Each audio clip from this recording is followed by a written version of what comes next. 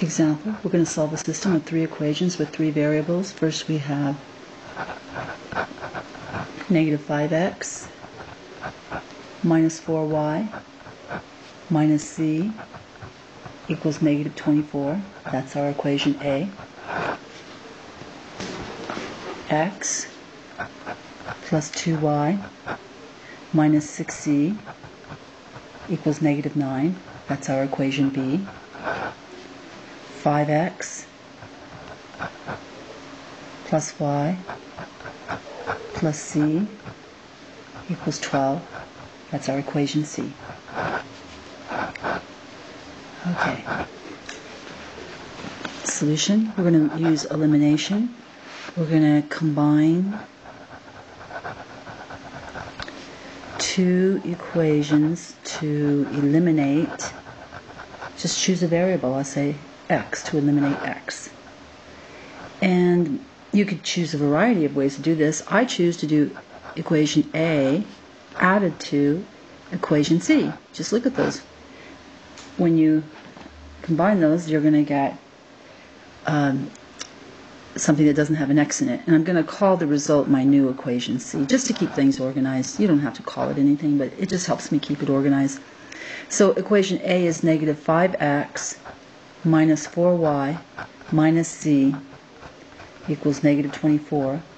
I add that to equation C, which is positive 5x plus y plus z equals 12. Okay, the x's disappear, but strangely enough the z's disappear too, which I did not expect. And it leaves me with negative 3 times y, bring down the equal sign, negative 12. And that can be actually solved for y. We get y equals a positive 4. So that's my new equation C.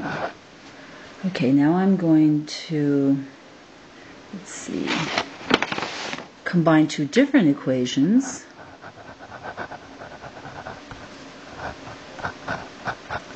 Not the same, but 2 different equations to eliminate, I'll eliminate x again.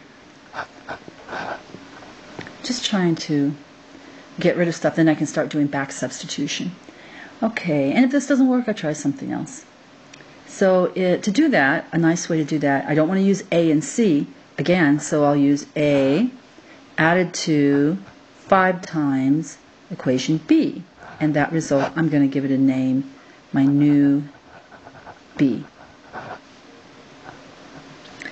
Okay, and that looks like this. A is negative 5x minus 4y minus z equals negative 24, plus the result of multiplying both sides of the equal sign on equation B by 5 gives me positive 5x, positive 10y, a negative 30z equals a negative 45. Okay, the x's disappear as I anticipated, and it leaves me with positive 6y minus 31 times z equals negative 69. Okay, that has 2 variables. I'm calling that one equation B. Thus we have, I'm going to just restate my modified system. For the first equation, I have negative 5x minus 4y minus z equals negative 24. That's my equation A. Didn't change that. Then my new equation B is positive 6y minus 31z equals negative 69. That's my new equation B. And my new equation C is y equals 4.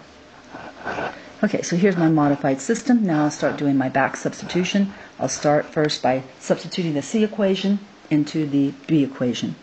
So the B equation, I'll remove the y 6 times. Now use equation C, that's y equals 4, so put a 4 in there. Minus 31 times z equals a negative 69. So that's 24 minus 31z equals negative 69. Move the subtract 24. Subtract 24 from both sides to move it over. I get negative 31 times z equals negative 93. Divide both sides by negative 31. We get z equals a positive 3. Okay, so we already have, let me put a star here. We already have y equals 4.